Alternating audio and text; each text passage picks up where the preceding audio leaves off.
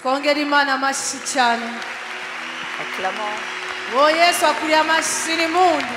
Ce Jésus est digne d'acclamation et de cris de joie. Ce Jésus, notre bien-aimé, est digne d'acclamation. Nous vous recevons dans la maison de Dieu. Comme à notre habitude, je veux que nous puissions chanter pour le Seigneur. Merci pour le worship team de rester. Avant d'aller vous asseoir, vous savez qu'au moment se lève et veut une chanson. Que Dieu vous fasse du bien. Acclamez pour eux. Nous sommes dans les 21 jours. Dans ces jours de nous préparer pour la Pâque.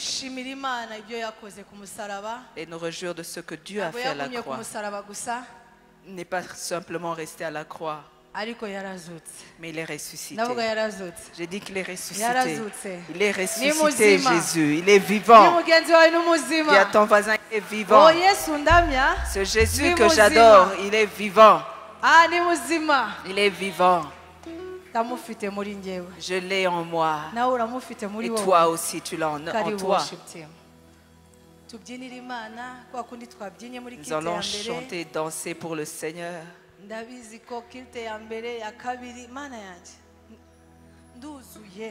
Je suis vraiment rempli.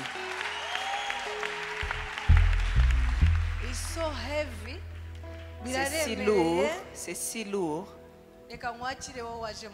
Je veux toi te recevoir, toi qui es venu dans la maison de Dieu.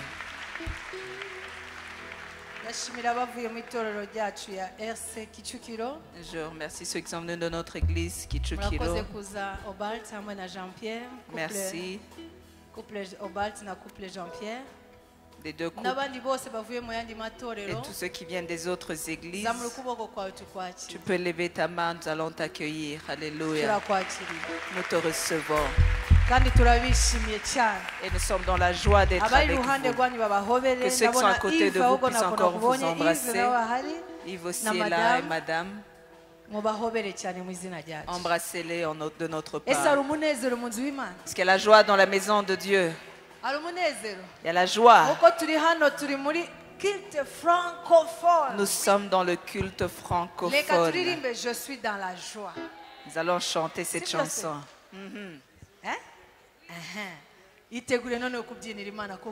Prépare-toi à danser pour le Seigneur.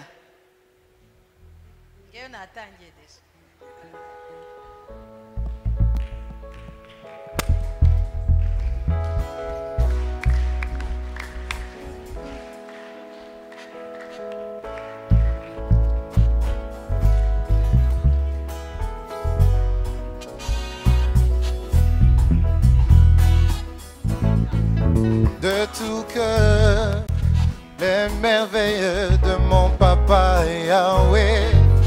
Il m'a ôté de ténèbres, il m'a délivré de tout péché. Je chanterai de tout cœur les merveilles de mon papa Yahweh.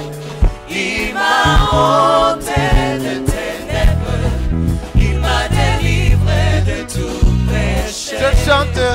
Je chanterai de tout cœur les merveilles de mon papa Yahweh. Il m'a ôté de ténèbres, il m'a délivré de tout péché. Je chanterai de tout cœur les merveilles de mon papa Yahweh.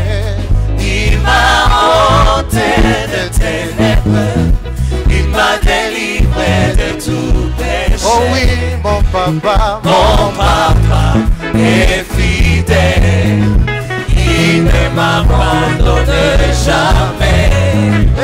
Je n'ai plus rien à craindre, car Yahweh m'a libéré. Mon papa est fidèle, il ne m'abandonne jamais. Je n'ai plus rien à craindre, car Yahweh m'a libéré. Je suis dans la joie.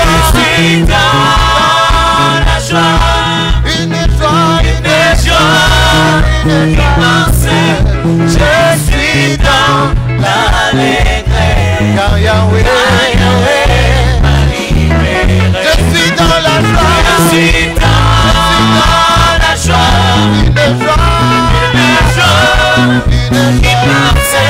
Je suis dans l'émotion, car Yahweh m'a libéré. Je suis dans la joie, je suis dans la joie, une joie immense. Je suis dans l'allégresse, car Yahweh m'a libéré. Zamuhimbaza iriho gifite ubugingo bugineza yangiriye. Sinzaceceka kuvuga ineza y'umwami Yesu yangiriye. Zamuhimbaza iriho gifite ubugingo bugineza yangiriye. Sinzaceceka kuvuga ineza y'umwami wanje Yesu yangiriye.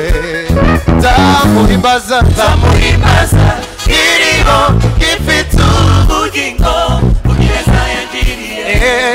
Zamuhimbaza gifite ubugingo bugineza yangiriye.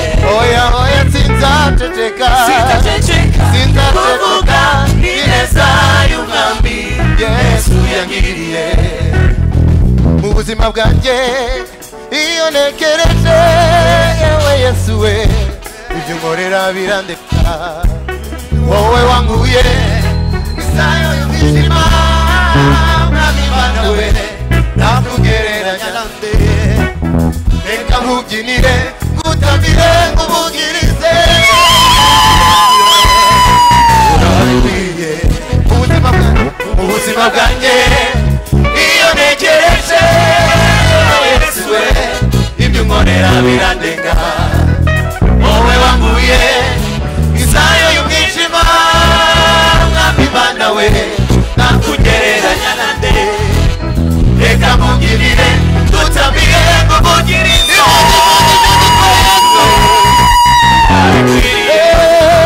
Zamuhimbaza iriho gifite ubugingo bugineza yangiriye. Zamuhimbaza iriho gifite ubugingo bugineza yangiriye. Oya sinzaceceka ineza y'umwami wanje Yesu yangiriye. Zamuhimbaza gifite ubugingo bugineza yangiriye. Sinzaceceka ineza y'umwami Yesu yangiriye. Zamuhimbaza iriho gifite ubugingo bugineza yangiriye. Zamuhimbaza iriho gifite ubugingo bugineza yangiriye. Sinzaceceka kuvuga ineza y'umwami Yesu yangiriye.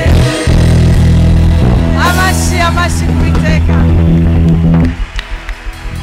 Ushobora kwicara uhobere iruhande rwawe, embrasser ton voisin.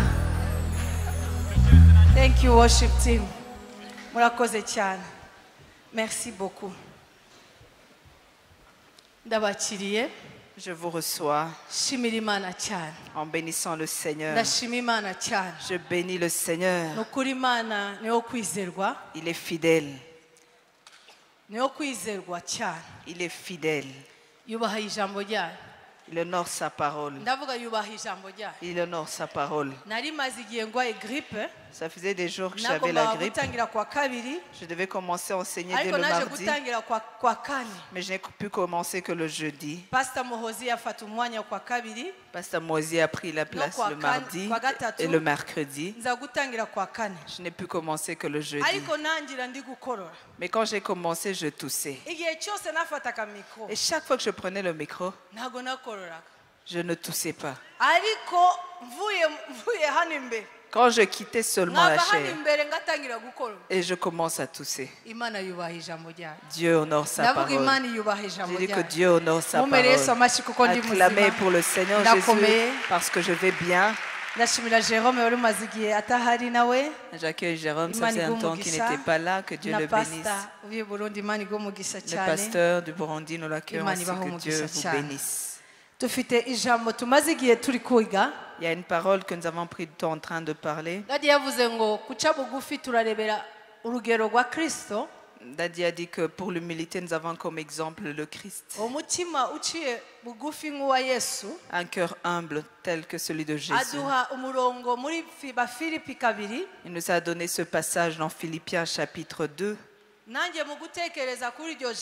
Et aussi en méditant sur cette parole. Et j'ai pu retirer ce qui caractérise un tel cœur. Même si dans la lecture, je vois que ce n'est pas suffisant. C'est très profond. Au point que j'arrive, je perds comme naissance, je n'y arrive pas. Je sens que je suis rempli de l'amour de Dieu. Et je veux le servir davantage. Je sens en moi une adoration extrême. Parce que je n'ai rien donné pour que Dieu puisse mourir pour moi. Je bénis le Seigneur car il est venu dans le monde en un temps opportun. Si nous avons un exemple parfait d'humilité, c'est Christ Jésus. Ce n'est que Christ Jésus le seul. C'est notre exemple, notre idéal.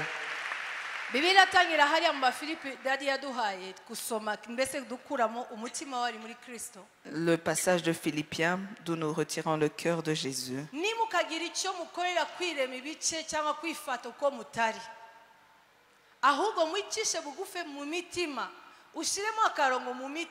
Souligne, mais que l'humilité vous fasse regarder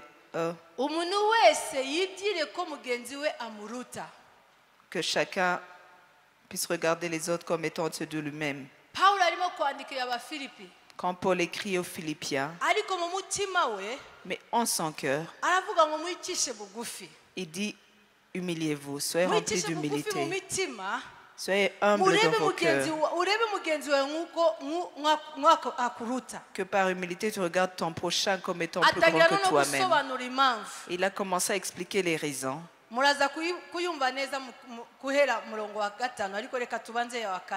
allons lire le verset 4.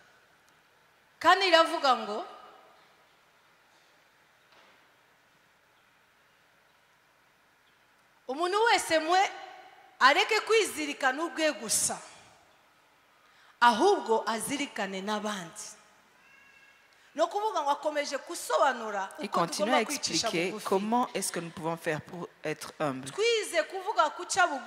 Nous avons appris à parler de l'humilité.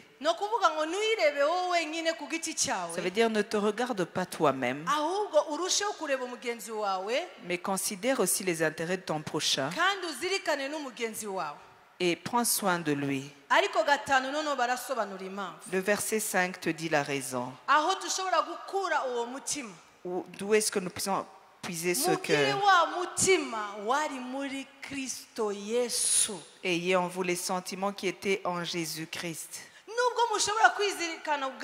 Même si vous pouvez penser à vous-même, vous ne pouvez pas y arriver vous-même. Si vous n'avez pas le cœur là de Christ, nous sommes bénis nous autres parce que nous avons été sauvés. Nous avons accepté Christ dans nos cœurs. Il est celui qui nous rend capables d'être humbles. Permettez-moi d'acclamer pour le Seigneur.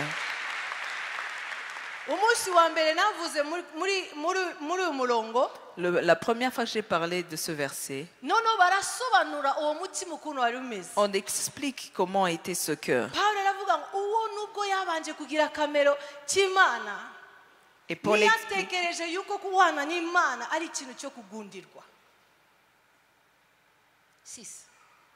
lequel existant en forme de Dieu n'a pas regardé comme une proie arrachée d'être égal avec Dieu.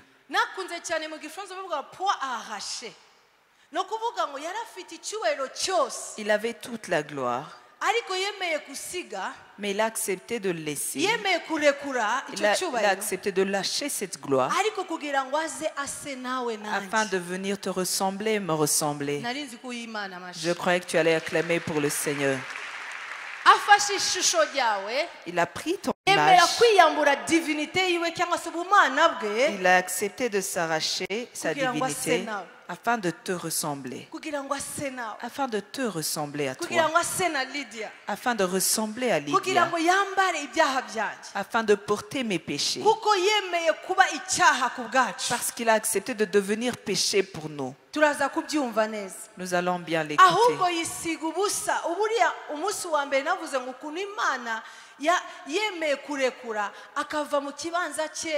cyangwa se icyubahiro cye ahantu yarari yicaye mu buryo bwa data Bibiliya ivuga ngo yemera guca bugufi araza nubwo Satani yaje yamanuwe mu isi ajugunywe kubera icyaha yakoze ashaka gusana n'Imana ariko Imana yacu Kristo yaje afite purpose yari afite uwundi mugambi no kugira ngo adukize nubwo Satani yamanutse afite umujinya. Jésus, lui, il a laissé sa place. Il était à la droite du Père. Satan a été jeté parce qu'il avait l'orgueil. Mais Jésus a choisi de descendre. Il est descendu avec amour. Quand le diable, lui, il est descendu avec colère. Bénis le Seigneur. Je dis bénis le Seigneur. Je bénis le Seigneur. Je bénis le Seigneur. Le premier jour où j'en ai parlé, j'ai expliqué comment nous aussi nous devons laisser notre humilité. Il y a beaucoup de choses que Dieu va te demander de céder. Si Christ a pu céder, nous aussi nous serons capables de le faire. Dis, je vais y arriver. Je vais y arriver. Non point par ma force. Et j'ai dit, qu'est-ce que nous devons lâcher dans notre vie, laisser. Aujourd'hui, je vais aussi vous expliquer. Mais le deuxième jour, j'ai dit, il s'est dépouillé. Aujourd'hui, je vais en parler encore un petit moment. En prenant la forme de serviteur, c'était le troisième point. Tu sais, être serviteur, c'est une chose. Il était serviteur d'esclaves.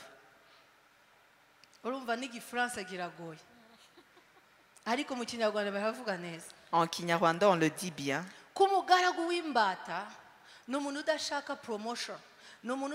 Un serviteur, un esclave, c'est lui qui n'a pas de promotion. Il sert les autres.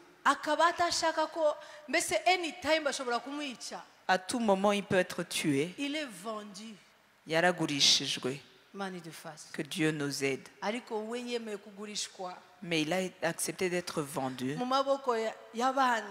dans les mains de l'ennemi. Christ est devenu malfaiteur pour que moi et toi, aujourd'hui, qui n'avaient pas la paix, puissions avoir la paix aujourd'hui. Aujourd'hui, après la vie, tu as la vie éternelle. Non pas la vie d'aujourd'hui, mais la vie éternelle. Qu'est-ce que je peux donner à ce Jésus? Il a accepté d'être esclave.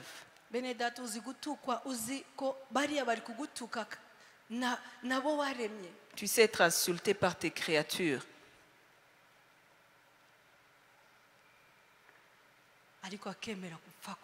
Mais il a accepté de mourir pour toi. J'aime Jésus. J'aime Jésus. Et aujourd'hui, je te dis, qu'est-ce qui t'empêche d'être esclave?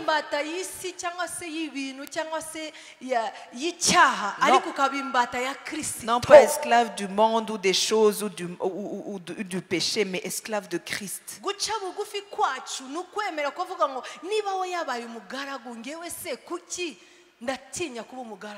Et notre humilité consiste à dire, si lui il acceptait d'être serviteur, pourquoi est-ce que moi je refuserais d'en être un?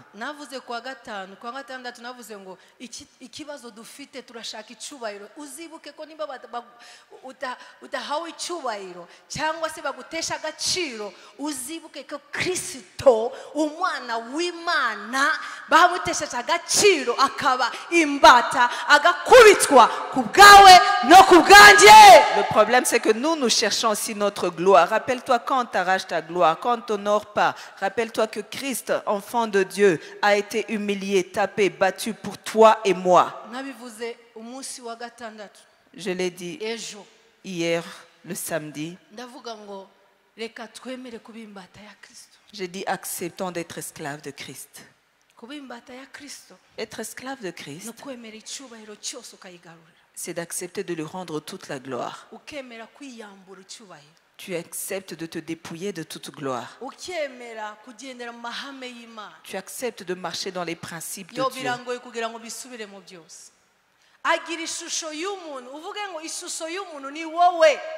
L'image d'un homme, c'est toi.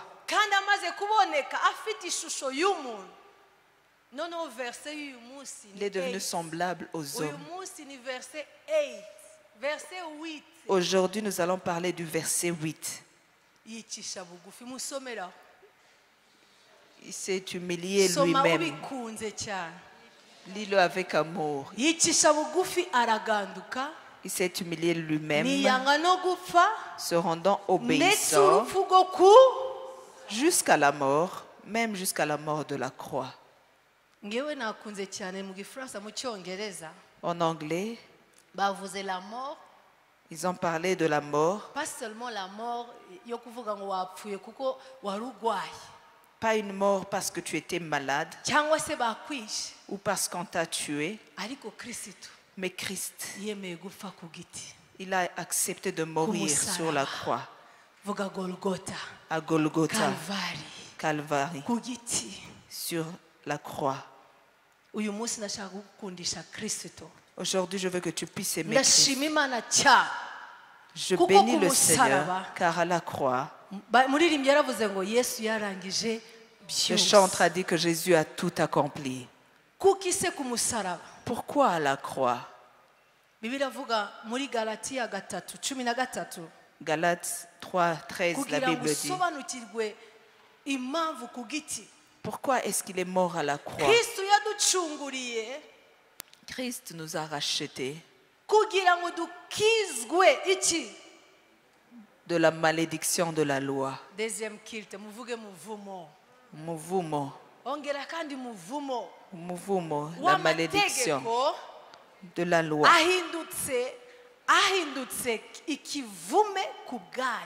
étant devenue malédiction pour nous. Pourquoi la malédiction? Kuki umuvumo. Car il est écrit, maudit, maudit quiconque est pendu au bois. Laisse-moi te dire aujourd'hui, je ne sais pas la malédiction que tu as aujourd'hui. Si c'est le non-accomplissement, si c'est le dévoreur, si c'est la pauvreté, je ne sais pas la malédiction que tu as. Mais aujourd'hui, rappelle-toi de Christ à la croix. Rappelle-toi de Christ à la croix. Il a été crucifié pour toi à cause de ta malédiction. Aujourd'hui, tu es libre.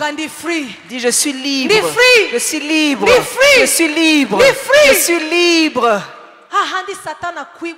Là où le diable te rappelle, dans votre famille, qui s'est marié. Aujourd'hui, je vais te dire, j'ai une bonne nouvelle pour toi.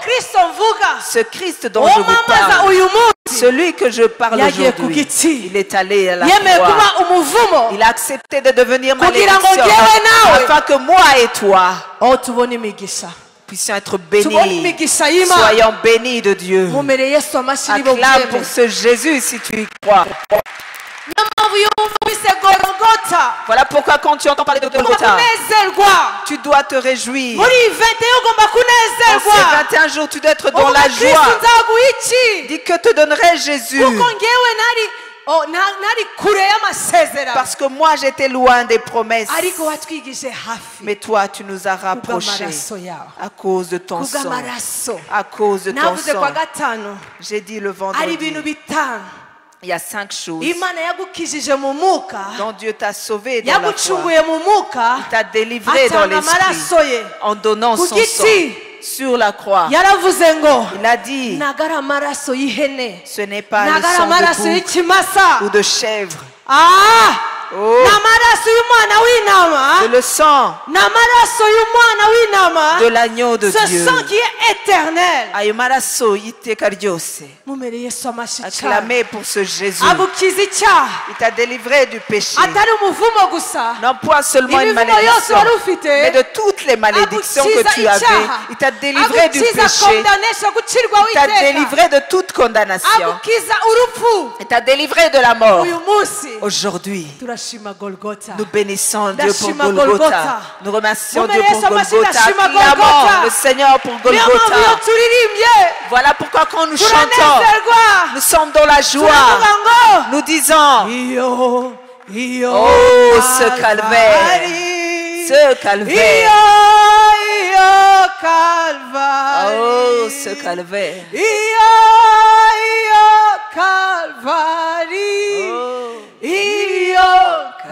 Calvario. Yesu wanje. Yesu itanze Calvario. Ushobora kubyinira Imana minota 2. Rappelle-toi quand tu étais dans tes péchés. Et dis Seigneur, tu t'es humilié pour moi. Oh, il a enlevé tes malédictions. Rappelle-toi de tes malédictions. Il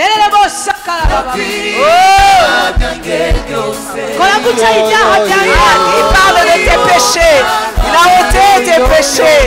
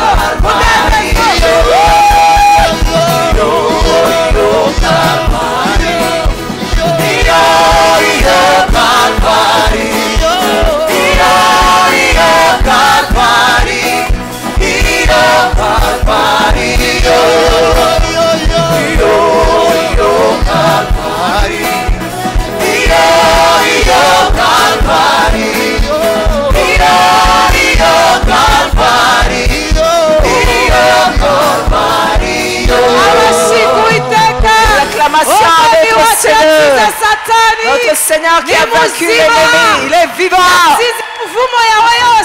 Il a vaincu tes malédictions. Il est vivant. Il a vaincu tous tes problèmes. Et aujourd'hui, le calvaire. Le calvaire. Le calvaire. Oh, mon bien-aimé a été crucifié. Et Paul dit ceci. Je ne me glorifie pas pour autre chose. Je ne me glorifie de rien d'autre. Je me glorifie de la croix. Je me glorifie de la croix de notre Seigneur Jésus-Christ qui est mort, qui a fait que ceux du monde, c'est pour moi comme crucifié, qui a fait que le monde est crucifié. Et je suis aussi crucifié pour lui. Alléluia. Je vais le répéter après. Mais je veux seulement te rappeler, dans l'esprit, il y a quelque chose qui s'est fait. Le sang de Christ t'a délivré spirituellement de tous tes péchés, de toutes tes malédictions. Il t'a délivré de toutes choses qui te faisaient être loin de Dieu. Dieu a pardonné tous tes péchés à cause de ce sang. À cause de ce sang. J'ai dit à cause de ce sang. Aujourd'hui,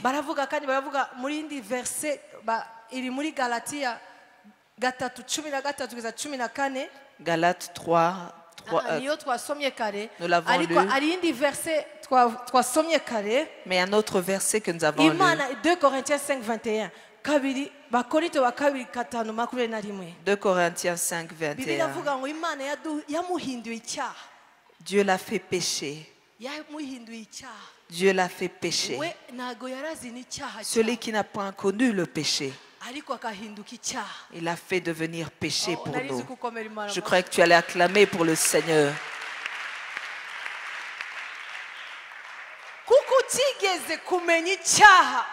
Celui qui n'a point connu le péché, il l'a fait devenir. Indurisage, il l'a fait devenir.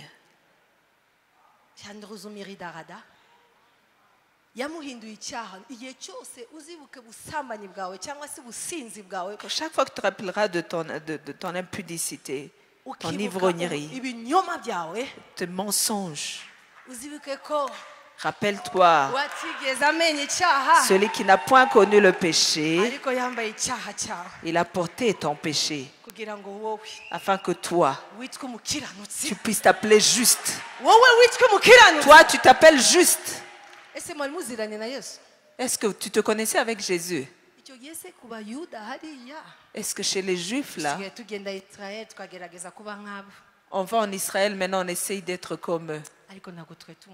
Mais on ne se connaissait pas, n'est-ce pas? La grâce de Dieu. La grâce. La grâce simplement. Voilà pourquoi on dit ceci. Il est devenu péché. Péché. Pour que tu sois juste. Lui, il était juste. Lui, il était juste. Il a accepté d'être péché. Rappelle-toi de ton péché ou de tes péchés. Et tu vas devant Dieu, tu dis simplement pardonne-moi, Seigneur. Et tu deviens juste ainsi. Juste, injuste. Juste comme ça.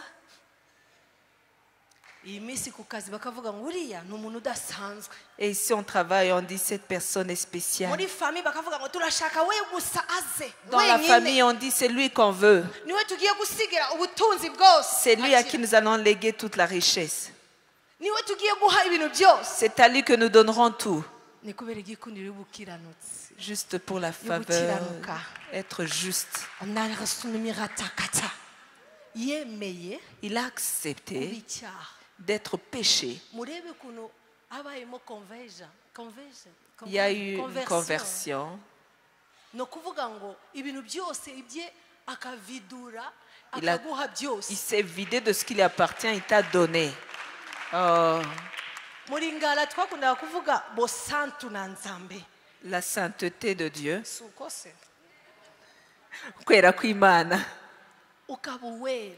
Tu deviens saint. J'ai dit au premier culte, avant on s'appelait les saints et saintes telles. À cause de Jésus, de mon Jésus, de ton Jésus.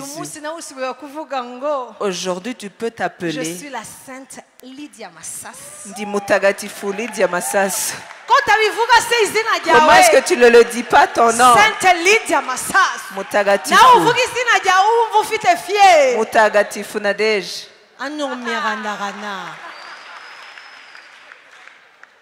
Mutagatifu. Sainte. Sainte de Dieu. Sainte de Dieu. Alléluia. Pas saint à cause de tes œuvres. Pas à cause de ce que tu as fait. Mais à cause de Christ. À cause de Christ. Tu deviens saint de Dieu. Et tu pries. Et le Dieu des cieux t'écoute. Oh là là. Tu chasses les démons parce que tu es saint de Dieu. Oh, et les démons fuient parce que tu es saint de Dieu. Tu es rempli de l'Esprit de Dieu parce que tu es enfant de Dieu. Tu chantes et la gloire de Dieu descend parce que tu es saint de Dieu. Parce que tu es saint de Dieu. Parce que tu es saint de Dieu. Tout ce qui t'appartient est saint. Et ça, c'est ça. Est-ce que tu comprends? J'ai même envie d'enlever. Tu es saint. Des fois, tu lis la parole de Dieu. Et tu lis simplement pour lire. Mais aujourd'hui, je viens te rappeler, tu es saint de Dieu. Tu es un saint de Dieu. Parce que Christ, que tu as reçu dans ton cœur, il t'a rendu saint. Acclame pour ce Jésus, alléluia. Tu es une nouvelle créature. Ceux qui te regardent ne te regardent pas dans ton passé. Ne te regardent pas dans l'image ancienne. Tu es devenu une nouvelle créature à cause de ce sang. Tu es devenu une nouvelle créature. Les gens regardent Touyi.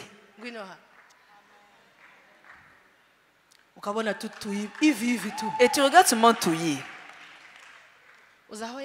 Est-ce que tu sais d'où il est venu? Dieu lui a fait du bien. Il est saint de Dieu. Acclamez pour le Seigneur Jésus. Et il chante. Et tu es satisfait au fond de toi.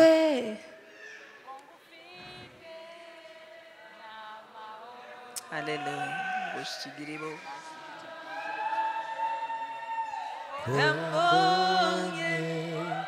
Akanshigikira osigiri baba deva iya deva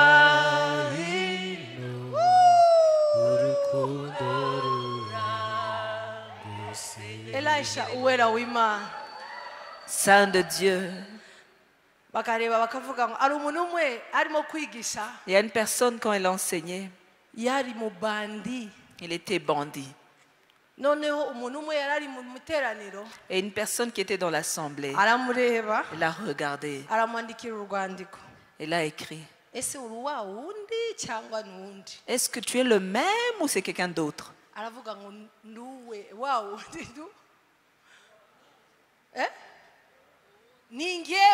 C'est moi. Celui que tu pensais jadis. Aujourd'hui je suis saint. Je suis appelé saint. Tu savais Elisha dans le cabaret. Aujourd'hui, il est saint de Dieu. À cause de ce sang. Même si des fois il pêche. Il rentre là et dit, Seigneur, je me rappelle que tu m'as sanctifié. Je sais d'où tu m'as tiré. Et il se sanctifie. Et il se sanctifie. Parce qu'il s'appelle Saint de Dieu. Acclamez pour Jésus.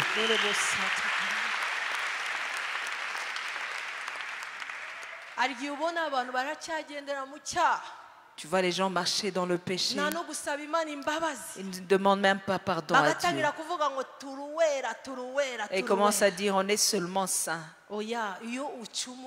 Quand tu pêches, demande pardon à Dieu. Répands-toi et rappelle-toi du sang de Jésus. Rappelle-toi du sang de Jésus. Dans l'esprit, il y a quelque chose, une chose nouvelle qu'il a fait. Et même dans l'âme, il ne nous a pas simplement laissé comme ça. Parce que le sang du bouc qu'on donnait dans l'Ancien Testament, ce sang-là sanctifiait le corps. Mais dans l'esprit et l'âme, ils rentraient avec leurs problèmes. Alléluia. Est-ce que nous sommes ensemble? Montre-moi que nous sommes ensemble. Que Dieu te bénisse. Que Dieu te bénisse. Bien-aimé, même dans l'âme, il nous a rachetés. Dans son humilité. Ésaïe 53. La Bible dit que par ses meurtrissures, s'il vous plaît. 53. Ésaïe 53, 4, cyangwa à partir à 3.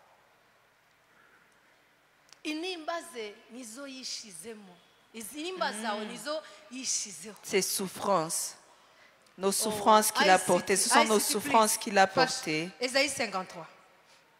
Niba uifite unsomere, please.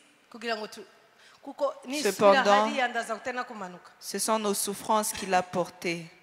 C'est de nos douleurs qu'il s'est chargé. Et nous l'avons considéré comme puni, frappé de Dieu et humilié.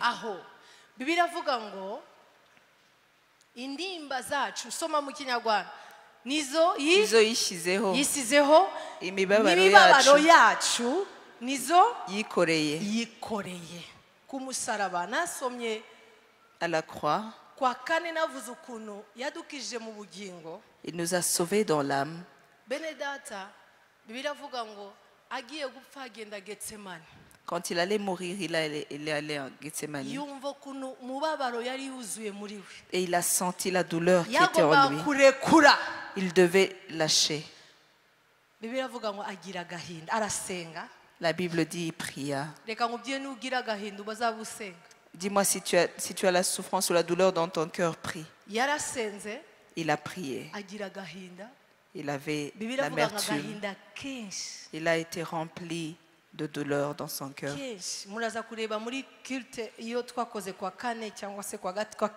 Dans le culte de jeudi,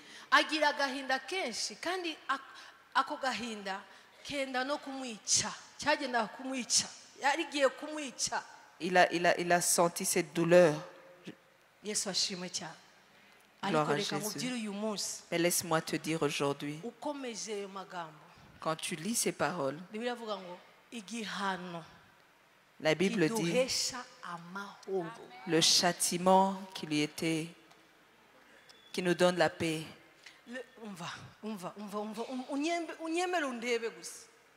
Regarde-moi seulement. Si tu es ici et que tu as la douleur, tu as des souffrances, tes douleurs, tu dis, Dieu m'a oublié. Je ne sais même pas si vraiment il se rappelle de moi. Aujourd'hui, il vient te dire, il est ta paix. Il est ta paix. Il est ta paix. Le châtiment qui nous donne la paix. La deuxième chose qu'il a fait, c'est occuper de nos âmes. Il nous a guéris de nos douleurs. Il nous a guéris de nos souffrances. Chaque fois que le diable va t'attaquer dans tes pensées, dans tes émotions, et tu sens que tu n'as ni paix ni joie, et pour toi sortir et accomplir la volonté de Dieu, et tu sens qu'en toi c'est lourd, rappelle-toi qu'il a été rempli de douleur et rempli de douleur, et que cette douleur, il était même presque à la mort. Mais il dit le châtiment. Quand on donne un châtiment, qu'est-ce que c'est? Pas seulement punition ou sentence.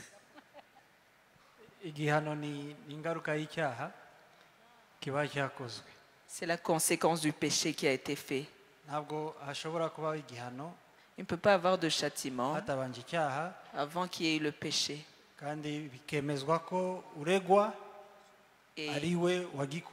Et celui l'accusé, c'est celui qui a fait le péché.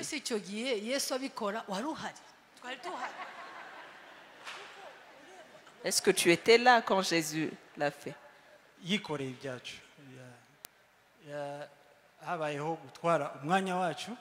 Il a pris notre place. Il a pris notre responsabilité.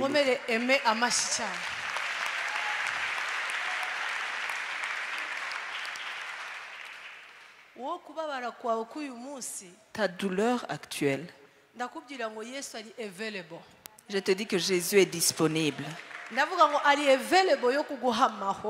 Il est disponible pour te donner la paix. Est-ce que tu reçois la paix? Je confesse sur toi la paix de Christ. Je ne vous donne pas cette paix comme le monde la donne, mais la paix de Christ.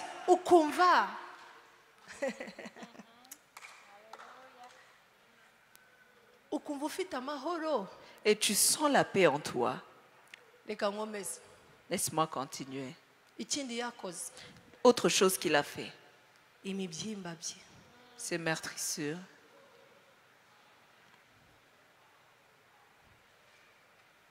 C'est par ces meurtrissures que tu es guéri. Tu as la grippe comme moi. Je viens prêcher comme quelqu'un qui n'a pas la grippe. Ces meurtrissures, c'est lui, ce qui nous guérit. Tu vas à l'hôpital, commence à prier pour les gens au nom de Jésus guéri. La parole de Dieu dit, nous imposerons les mains aux malades, ils seront guéris. Tu connais le châtiment à la croix. Il a tout accompli. Si tu as une maladie aujourd'hui, je viens prophétiser pour toi la guérison au nom de Jésus. Au nom de Jésus-Christ. Parce que par ces meurtrissures, nous confessons la guérison au nom de Jésus-Christ. Parce que Christ, il a tout accompli. Mais la meilleure chose encore, nous marchons encore avec lui. Dans l'âme, dans le corps, dans nos finances, dans nos possessions. 2 Corinthiens, lisons 5, 2 Corinthiens 8, 9. Une autre transformation qu'il a accomplie.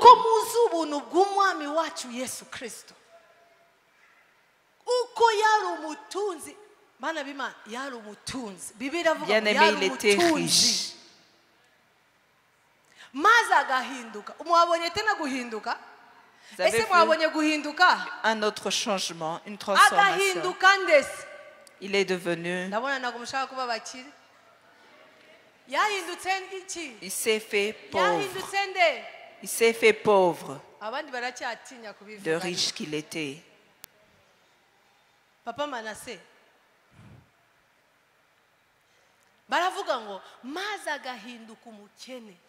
Il s'est fait pauvre. Pour moi, il s'est fait pauvre. Si tu ne le dis pas avec force, moi, je vais le dire. Il s'est fait pauvre pour moi. Là derrière, je ne vous entends pas. Il s'est fait pauvre pour toi. Il s'est humilié et est devenu pauvre. Celui qui était riche, il te dit, je te donne tout. Ils sont peu nombreux, n'est-ce pas? Mais Jésus l'a fait. J'ai dit, Jésus l'a fait. Jésus l'a fait pour toi. Aujourd'hui, tu as l'argent. Tu as ta richesse. Rappelle-toi. Levez tes mains. Dis, Seigneur, tu as accepté d'être pauvre pour moi. Afin que moi,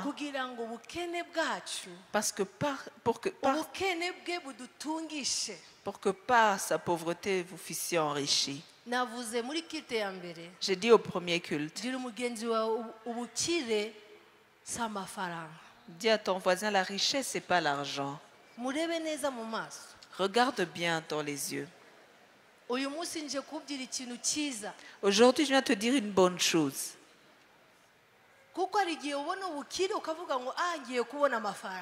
Des fois, on parle de richesse, tu te dis, je vais avoir de l'argent.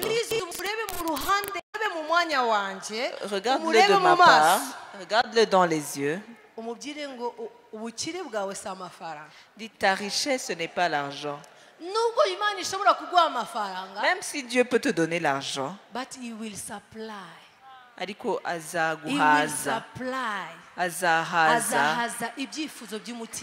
il va subvenir aux besoins de ton cœur.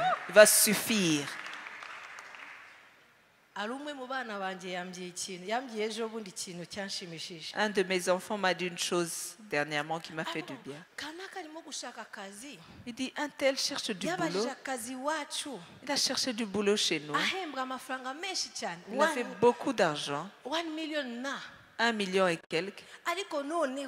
Et maintenant,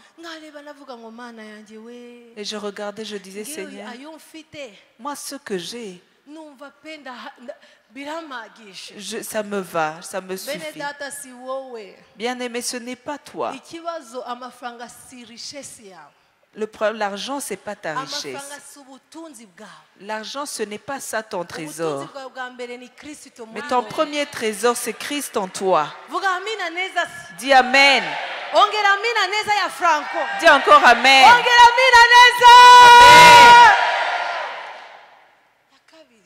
Deuxième chose. Quand tu amènes toutes tes requêtes, dis Seigneur, je ne sais pas si l'argent que j'ai va suffire à tous mes requêtes, à mes besoins. Mais à cause de la grâce de Dieu, sa grâce suffit à tous tes besoins. Vuga all niba utazi icyongereza nubwo tutari muri kite ya mbere vuga all my needs, tous mes besoins. Nuko bukire, c'est ça la richesse. Acclamez pour le Seigneur parce que c'est là la vraie richesse. Parce que celui qui en a beaucoup,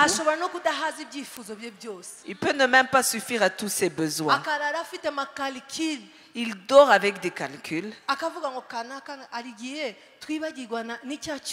Des fois, on oublie même la dîme. Tu dis, mais les pasteurs doivent vraiment nous comprendre. Ce n'est pas nous. Il t'a rendu richesse. Afin que toi aussi tu puisses donner dans le panier. Ne dis pas. Il ne faut pas dire je ne donnerai pas parce que j'ai encore des besoins.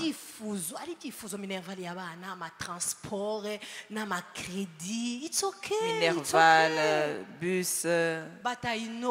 inguzanyo n'ibyinshi. Mais ce que je sais, Dieu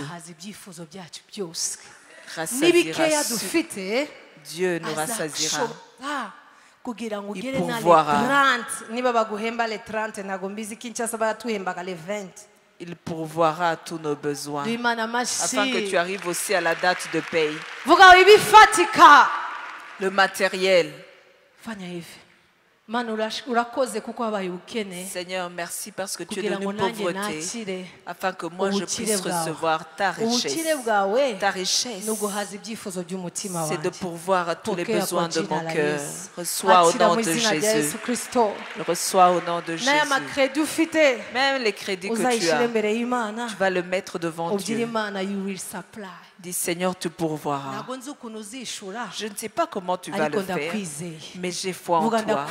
J'ai foi en toi.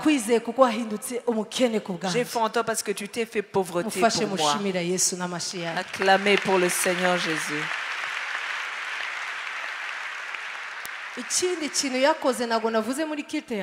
Une autre chose que je n'ai pas dit au premier culte, mais qu'il a fait. Dans notre relation, dans nos relations avec les gens, pas seulement la paix dans nos cœurs, même la paix que nous donnons aux autres. Son humilité, il a emmené le ministère de la réconciliation. Yazanye kwiyunga. Kuko ce n'est pas nous, ce n'est pas par notre force que nous serons réconciliés aux autres. Dans Éphésiens chapitre 2,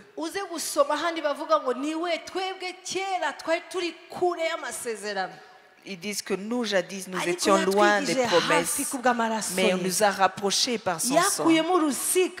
Il a enlevé le mur afin que nous puissions réconcilier avec les autres. Ceux qui étaient loin, des deux, il n'en a fait qu'un. Aujourd'hui, Dieu te donne à t'entendre, à te réconcilier avec les autres. Ne pense pas que tu vas le faire par ta force. Rappelle-toi qu'à la croix, il est ta paix. Il a donné le ministère de la réconciliation. Acclame pour le Seigneur. Aujourd'hui, que devons-nous faire nous? Le temps est passé.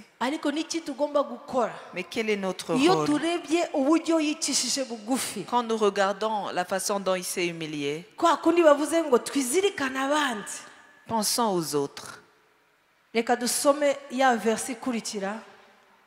Le verset suivant. Galates 6:14. Njeweho singira kindi keretse umusaraba w'umwami wacu Yesu Kristo wateye kubw'isi kumbera iki ikibambwe nk'ibibambwe nanjye ngabera isi nk'ubambwe. Benedata, iyo twibutse ku musaraba, quand nous nous rappelons de la croix, tumenya ko umusaraba, nous savons que la croix, à la croix, Jésus-Christ a été crucifié pour nous. Mais nous aussi, nous sommes crucifiés pour le monde. Et le monde est crucifié pour nous. Aujourd'hui, si nous parlons de la croix, ça veut dire que nous ne pouvons pas vendre notre Dieu. La Bible dit n'aimez pas le monde et ce qui est dans le monde. La convoitise des yeux, la convoitise de la chair et l'orgueil de la vie. Tous ces pas, Dieu les a vaincus.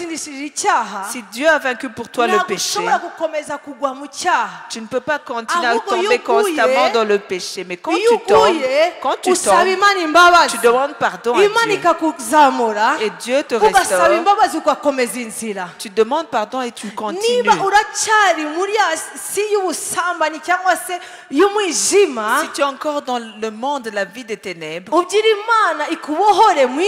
demande à Dieu de te libérer du monde et que tu portes ta croix. La Bible dit Mariko tusome ya Mariko ivuga ngo umuntu ushaka kunkurikira yikorere umusaraba we. Qu'il porte sa croix. Avant de porter ta croix, tu dois renoncer à toi-même. C'est ça l'humilité. C'est cela l'humilité. Il porte sa croix. Et qu'il me suive. S'il y a une chose qui est difficile pour nous aujourd'hui, même si nous connaissons les principes de Dieu, nous connaissons la Bible, nous savons ce qu'il a fait pour nous, mais porter notre croix, mourir dans notre chair, accepter de faire la volonté de Dieu. La Bible dit: offrez vos corps comme des sacrifices vivants, saints, agréables à Dieu. Et tu sers Dieu de toute ta force, de toute ton âme, toute ta intelligence. Tu pries comme tu n'as jamais prié. Tu pries pour les malades. Tu pries pour ceux qui sont attaqués par les démons. Ça veut dire tout ce que Dieu t'a donné, c'est afin que tu sers les autres. Acclamez pour le Seigneur Jésus.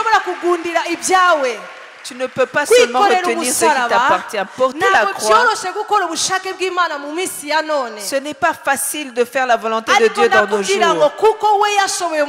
Mais je te le dis parce que lui, il a pu porter la croix. S'il a vaincu le monde, alors le monde sera crucifié pour toi. Oh, hallelujah. Alléluia. Hallelujah. Alléluia. Hallelujah. Alléluia. On dira: fais comme les autres. Dis-leur: est-ce que c'est ce que la parole de Dieu dit? Parce que ta vie, tu t'es donné complètement. Tu t'es donné complètement à Dieu afin de ne faire que sa volonté.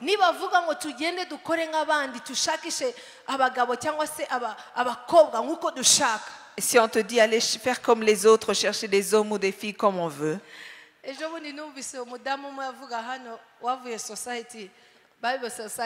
Récemment, j'ai entendu la femme qui est venue de Bible Society dire. Elle a parlé des girlfriends, des petits amis, des petites amies. Je n'ai pas pu la voir après le culte. Il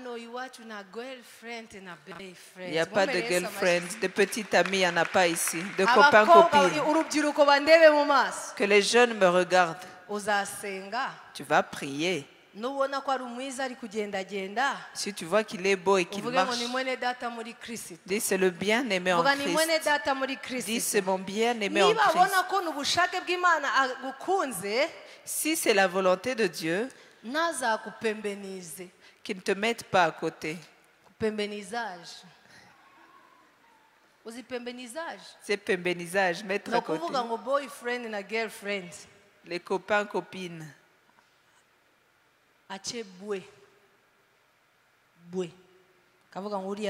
Qu'ils mettent la bague et te disent qu'il m'appartient. Ça c'est quoi? Hé, retiens-toi.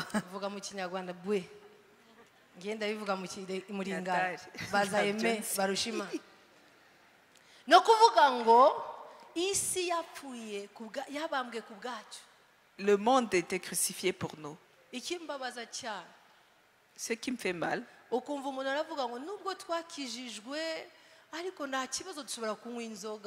les gens disent: on est sauvé, mais on peut boire un peu d'alcool. Ce n'est que la joie, la joie. Porter ta croix, c'est renoncer à toi-même. Et tu acceptes ce que Jésus a fait pour toi à la croix. Et tu marches comme soldat de Christ. Et dis: je t'appartiens complètement. Je te suis consacré. Je n'ai rien laissé en arrière. Je me suis donné complètement.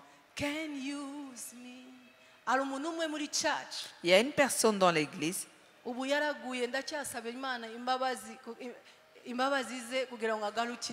Il est tombé, je prie qu'il revienne. Récemment, il est revenu, mais il est encore rentré. Une fois, il est allé dans le cabaret. Quand il est entré, on l'a regardé. On l'a dit. N'est-ce pas que tu es chrétien? Tu sais que les païens nous connaissent. Païen dans ta famille, dans ton travail, partout où tu passes, on te connaît. Si tu n'as pas encore renoncé au monde,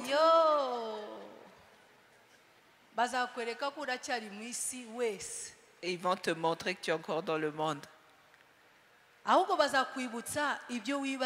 Mais eux, ils vont te rappeler qu'ils ont renoncé à toi. Ils vont te rappeler. Il est entré. N'est-ce pas que tu es un fils de Massas? C'est toi qui devrais nous enseigner. Sois libre aujourd'hui. Où que tu sois, qu'on sache que tu es chrétien.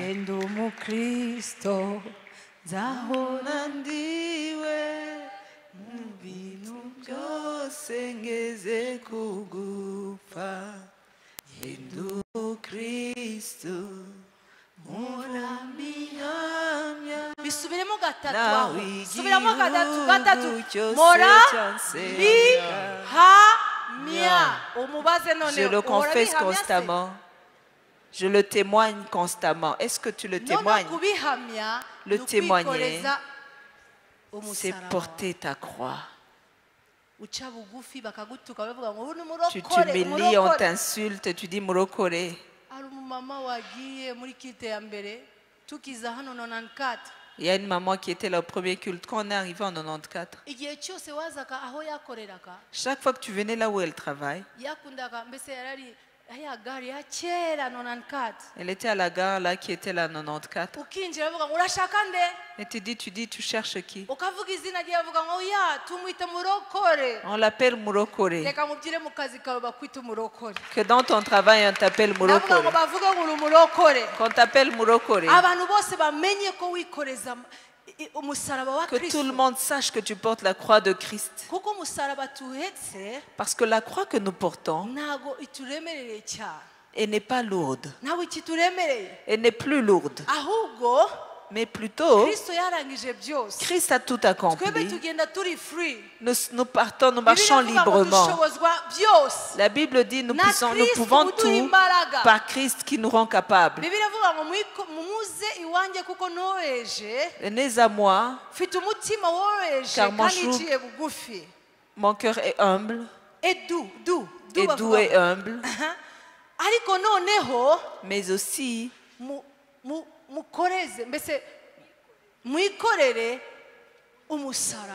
portez votre croix.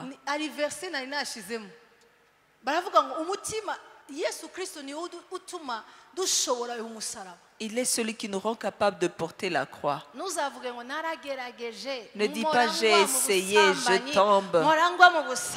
Je tombe toujours dans l'adultère. Mais si tu tombes constamment, viens pour la délivrance plutôt. Viens qu'on puisse t'aider à être délivré complètement. Alléluia. Alléluia. Alléluia. Dis Alléluia. Encore Alléluia. Mais ce que je veux te dire aujourd'hui, toi et moi, nous n'avons pas de justification. Comment est-ce que pourrons-nous nous humilier dans ce monde? Même le diable a la force. Si tu entends les gens parler comme ça, que tu saches qu'ils n'ont pas encore connu la force de Dieu, la puissance de Dieu. Nous allons simplement dire les points et rentrer.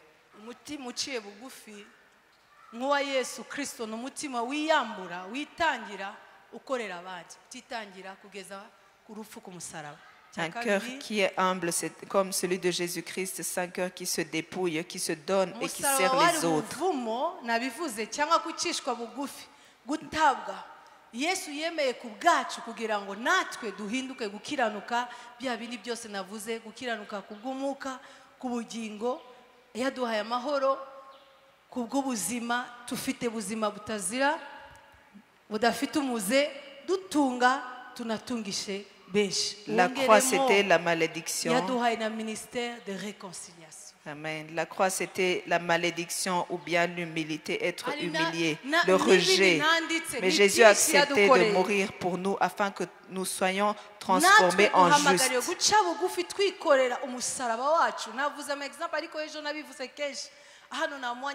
Nous sommes aussi appelés à être humbles, à porter notre croix chaque jour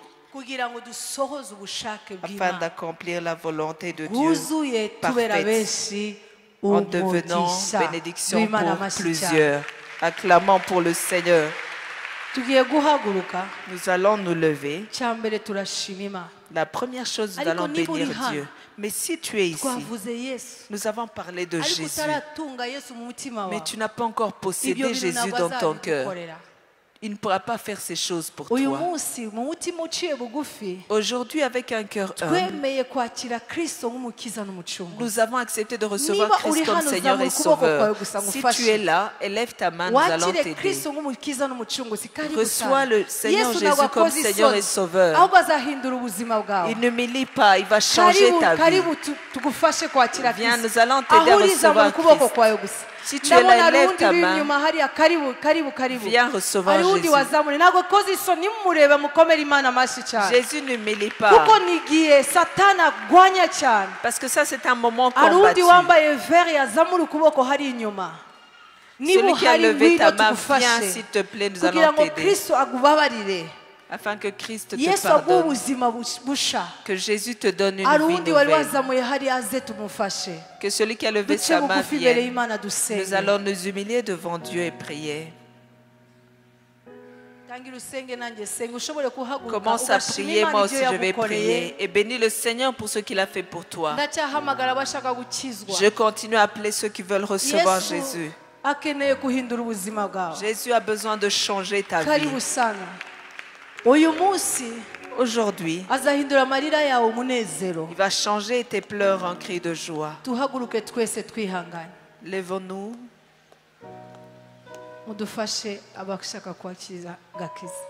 Merci.